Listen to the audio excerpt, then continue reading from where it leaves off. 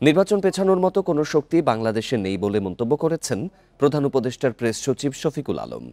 বলেছেন, আগামী ফেব্রুয়ারিতেই হবে জাতীয় নির্বাচন। দুপুরে মাগুরায় শহীদ রাব্বি ও শহীদ আল আমিনের কবর জিয়ারত শেষে সাংবাদিকদের তিনি এসব কথা বলেন। প্রেস সচিব উল্লেখ করেন, নির্বাচনের জন্য পুরো জাতি প্রস্তুত। সংশ্লিষ্ট সব প্রতিষ্ঠান এরই মধ্যে প্রস্তুতিমূলক কাজ শুরু করেছে। বর্ষা শেষ হলেই নির্বাচনী মহোৎসব শুরু হবে। সবার সহযোগিতা থাকলে শান্তিপূর্ণ ভোট আয়োজন করা সম্ভব হবে। সংস্কার প্রসঙ্গে তিনি বলেন, জুলাই সনদ নিয়ে রাজনৈতিক দলগুলোর সাথে সমঝোতার ভিত্তিতে কাজ চলছে। সংস্কার কার্যক্রম দ্রুত গতিতে চলছে।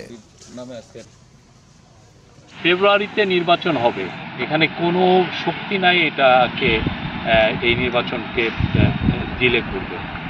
এটা আমাদের চিফ অ্যাডভাইজার বলেছেন এবং আমাদের চিফ অ্যাডভাইজার বলার পরেই আপনারা দেখেছেন ইলেকশন কমিশনও বলেছে। এটা আমাদের পুরো জাতি এটার জন্য প্রস্তুতি নিচ্ছে। নির্বাচন বানচালে নানা ফাঁদ পাতা হচ্ছে জানিয়ে নেতাকর্মীদের সতর্ক করেছে বিএনপি। দলের চেয়ারপারসন বেগম খালেদা জিয়ার জন্মদিন উপলক্ষে আয়োজিত অনুষ্ঠানে নেতারা বলেন, জনগণ ভীত সন্ত্রস্ত হয় এমন কার্যক্রম থেকে সবাইকে বিরত থাকতে হবে। বিএনপি চেয়ারপারসন বেগম খালেদা জিয়ার জন্মদিন উপলক্ষে রাজধানীর নয়াপল্টনে দলের কেন্দ্রীয় কার্যালয়ে মিলাদ মাহফিলের আয়োজন করা হয় শুক্রবার। এ সময় বিএনপি প্রধানের আত্মত্যাগ ও গণতন্ত্র প্রতিষ্ঠার সংগ্রামে তার অবদানের কথা তুলে ধরেন বিএনপি নেতারা। দেশনেত্রী বেগম খালেদার জেল জীবনে ওনার উপরে কতটুকু নিপীড়ন হয়েছে, কতটুকু অত্যাচার হয়েছে, কারা কারা এর সঙ্গে দায়ী, তাদের সকলের একটা বিচার করা উচিত বলে আমি বিশ্বাস করি এবং মনে করি। সুযোগ থাকলেও গণতন্ত্র এখনো নাগালের বাইরে বলে জানান বিএনপি নেতারা। আগামীতে বিএনপির নেতৃত্বে দেশে গণতন্ত্র ফিরে আসবে বলে প্রত্যাশার কথা জানান বিএনপি নেতারা। অর্থাৎ একটা ষড়যন্ত্র চলমান আছে নির্বাচনকে বানচাল করার জন্য। আমরা সতর্ক সজাগ থাকবো, কারো পাতানো ফাঁদে বা কারো পাতানো কথা উত্তর দিয়ে যাতে গণতন্ত্রে ভুলণ্ঠিত না হয়। সকল ষড়যন্ত্র মোকাবেলায় নেতাকর্মীদের ঐক্যবদ্ধ থাকার আহ্বান জানান বিএনপি নেতারা। Rifat Alam, independent news, Dhaka. সুষ্ঠু নির্বাচন দিতে ব্যর্থ হলে অন্তর্বর্তী সরকার প্রধান উপদেষ্টা অধ্যাপক ডক্টর ইউনূসের নাম ইতিহাসে কলঙ্কজনকভাবে লেখা থাকবে। শুক্রবার সকালে জাতীয় প্রেস ক্লাবে এক আলোচনা সভায় এই মন্তব্য করেন বিএনপি চেয়ারপারসনের উপদেষ্টা জয়নুল আবদিন ফারুক। বলেন, ছাত্র জনতার রক্তের ওপর দাঁড়িয়ে নির্বাচন নিয়ে কেউ যদি ষড়যন্ত্র করার চেষ্টা করে, দেশের জনগণ তাদের রুখে দেবে। অচিরেই যেন যে শাহাবুদ্দিন রশিদানে একজন পুলিশ দিয়ে নির্বাচন করতে পেরেছে, সেই মতো একটি নির্বাচন করে ডক্টর ইউনূস আপনি ইতিহাসের পাতায় লেখা থাকবেন। যদি তাই না করতে পারেন, ইতিহাসের কলঙ্কে আপনার নাম লেখা হয়ে যাবে। বিএনপি চেয়ারপারসন বেগম খালেদা জিয়ার ৮১তম জন্মদিন উপলক্ষে শুক্রবার বিকেলে গুলশানে তার রাজনৈতিক কার্যালয়ে দোয়া ও মিলাদ মাহফিলের আয়োজন করে বিএনপি। এতে বিএনপির সকল স্তরের নেতাকর্মীদের সাথে লন্ডন থেকে ভার্চুয়ালি যুক্ত হন বিএনপির ভারপ্রাপ্ত চেয়ারম্যান তারেক রহমান।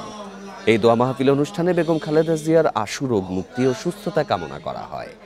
অনুষ্ঠানে আব্দুল মঈন খান, নজরুল ইসলাম খান, সালাউদ্দিন আহমেদ, আমির খসরু মাহমুদ চৌধুরী, মির্জা আব্বাস, গয়েশ্বরচন্দ্র রায় সহ সিনিয়র নেতারা উপস্থিত ছিলেন।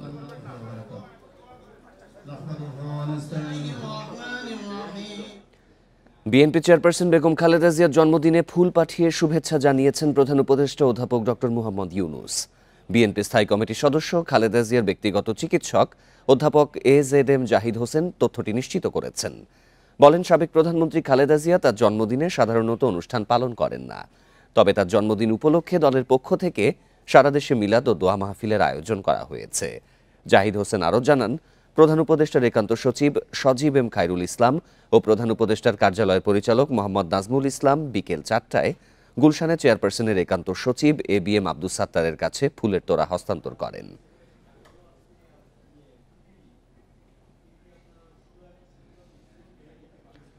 শরীয়তপুরের স্থানীয় অ্যাম্বুলেন্স চালকদের বাধার মুখে জেলার বাইরের একটি অ্যাম্বুলেন্সে থাকা নবজাতকের করুণ মৃত্যু হয়েছে। ঢাকার উদ্দেশ্যে যেতে না দেয়ায় দীর্ঘ সময় শ্বাসকষ্টে নবজাতকের মৃত্যু হয় বলে অভিযোগ পাওয়া যায়। ঘটনার পর থেকে অ্যাম্বুলেন্স সিন্ডিকেট চক্রের সদস্যরা পলাতক। এই ঘটনায় জড়িতদের আইনের আওতায় আনার দাবি রোগীর স্বজন ও স্থানীয়দের। বৃহস্পতিবার দুপুরে অস্ত্রোপচারের মাধ্যমে শরীয়তপুর শহরের মেট্রো ক্লিনিকে জন্ম নেয় রুমা বেগম নূর হোসেন দম্পতির সন্তান। জন্মের পর শ্বাসকষ্ট দেখা দেয় নবজাতকের। উন্নত চিকিৎসার জন্য তাকে ঢাকায় পাঠানোর পরামর্শ দেন চিকিৎসক। রাতেই ৫,০০০ টাকায় একটি অ্যাম্বুলেন্স ভাড়া করে নবজাতককে নিয়ে ঢাকার পথে রওনা হন স্বজনেরা। তবে জেলার কয়েকজন অ্যাম্বুলেন্স চালক গাড়িটি আটকে রাখেন। বাইরের অ্যাম্বুলেন্সে কেন রোগীকে নেওয়া হচ্ছে এমন কথা বলে কেড়ে নেওয়া হয় গাড়ির চাবি। গাড়িটা ছেড়ে দেন, বাচ্চাটা মারা যাবে, এরা ছাড়ে নেই। বলতেছে আপনি গাড়ি তুলে নামেন, আমাকে গাড়িতে যান, লাগলে ১,০০০ টাকা কম দিন। আমার ভূতের আবার আয়া ৫-৬ কলারটা টানতে লয়ে গেছে গা, আমার নাতির অক্সিজেন এতক্ষণ ছুটে গেছে। ড্রাইভার গাড়ি স্টার্ট দিছে, এর মধ্যে ওই যে তাহের দেওয়ানের পোলা সবুজ দেওয়ান আইয়া আমার কি হয়েছে, আমি কই কি হয়েছে রুগী তাই গাড়ি দিছে কেন, আমি ভাই গরিব মানুষ, কম টাকায় গাড়িটা আমি পাঠাইছি, তাই গাড়ি যাইবো না। দীর্ঘ সময় তর্কাতর্কি ও ধস্তাধস্তির মধ্যেই চিকিৎসা না পেয়ে অ্যাম্বুলেন্সেই মৃত্যু হয় নবজাতকের। এমন ঘটনায় স্বজনদের পাশাপাশি ক্ষুব্ধ স্থানীয়রা। অ্যাম্বুলেন্সটা যদি সিন্ডিকেট না থাকতো তোর তো আটকাইতো না কেউ, তোর মনে তুই বর্ষ রুগী বর্ষ যাবি গা। ওখানে যখনই দেখছে যে আমাদের গাড়ি চাইলো না, ওই গাড়িটা গেল, তখন এখানে টাকার ব্যাপার হয়ে দাঁড়াইছে, যার ধরুন গাড়িটা তারা আটকাই দিয়ে দরবার করছে। অভিযোগ পেলে আইনি ব্যবস্থা নেওয়ার কথা জানায় পুলিশ। আর এখানে সিন্ডিকেট বা অন্য কোনো কিছু জড়িত আছে কিনা ভুক্তভোগীর পক্ষ থেকে অভিযোগ দিলে বা আমাদের নিজের থেকে আমরা এখানে বিষয়টা কি খতিয়ে দেখব। ঘটনার পর থেকে পলাতক অ্যাম্বুলেন্স ব্যবসায়ী সিন্ডিকেট চক্রের লোকজন। Independent news. শ্রীকৃষ্ণের জন্মাষ্টমী উপলক্ষে আগামীকাল সকাল ৮টায় রাজধানী ঢাকেশ্বরী জাতীয় মন্দিরে দেশ ও জাতির মঙ্গল কামনায় গীতাযজ্ঞ অনুষ্ঠানের আয়োজন করা হয়েছে। বেলা ৩টায় হবে জন্মাষ্টমীর মিছিল ও রাতে থাকছে কৃষ্ণ পূজা। অনুষ্ঠানে প্রধান অতিথি হিসেবে উপস্থিত থেকে মিছিলের উদ্বোধন করবেন সেনাবাহিনীর প্রধান জেনারেল ওয়াকারুজ্জামান। এছাড়া উপস্থিত থাকবেন বিমান বাহিনী এবং নৌবাহিনী প্রধানও। মিছিলটি পলাশীর মোড় থেকে কেন্দ্রীয় শহীদ মিনার, দোয়েল চত্বর, 0 পয়েন্ট, গুলিস্তান হয়ে বাহাদুর শাহ পার্কে গিয়ে শেষ হবে। দিনব্যাপী নানা অনুষ্ঠানে যোগ দেবেন ঢাকার বিভিন্ন মঠ ও মন্দিরের ভক্তরা। বর্ণিল আয়োজনে তুলে ধরা হবে শ্রীকৃষ্ণের জীবনের নানা দিক। শুক্রবার এক মত বিনিময় সভায় বিস্তারিত কর্মসূচি জানান পূজা উদযাপন পরিষদের নেতারা।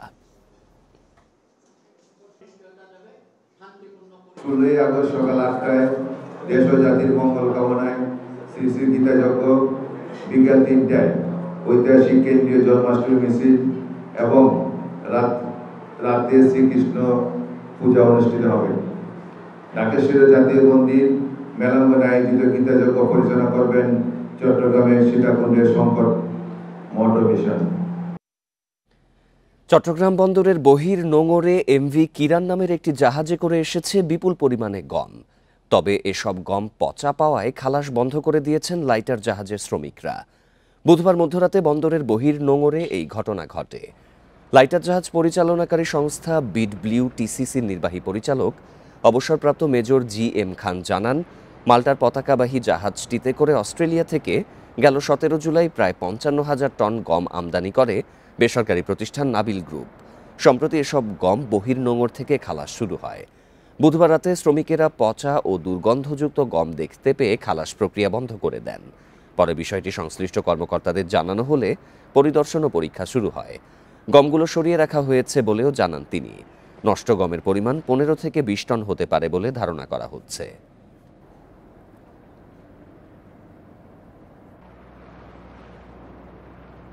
গম সে তার লাইটারে যখন ঢুকছে তখন সে আনলোডিংটা বন্ধ করছে সমুদ্রে অসম্ভব করছে যে এটা এরকম, এই গম নিলে তো আমার উপরে দোষ আসবে যে আপনি গম ভিজা ফেলছেন। আনলোডিংটা বন্ধ হওয়ার পরে জাহাজ মাস্টার পণ্যের এজেন্টকে জানায়, এজেন্ট আমদানিকারককে জানায়।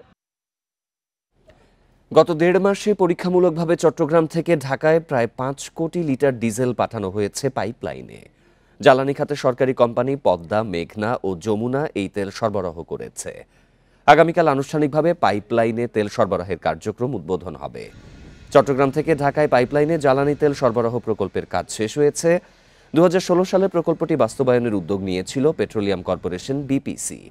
3 দফা মেয়াদ বাড়ানোর পর প্রকল্পটির কাজ শেষ হয়েছে চলতি বছরের মার্চে। এই প্রকল্প বাস্তবায়নে ব্যয় বেড়েছে 838 কোটি টাকা। প্রকল্প সংশ্লিষ্ট ব্যক্তিরা বলছেন, প্রকল্পটি আনুষ্ঠানিকভাবে চালু হলে পাইপলাইনে চট্টগ্রাম থেকে ঢাকায় বছরে সর্বোচ্চ 27 লাখ টন বা 317 কোটি লিটার ডিজেল সরবরাহ করা যাবে।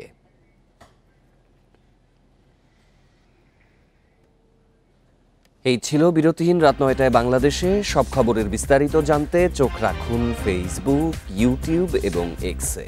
ধন্যবাদ সবাইকে।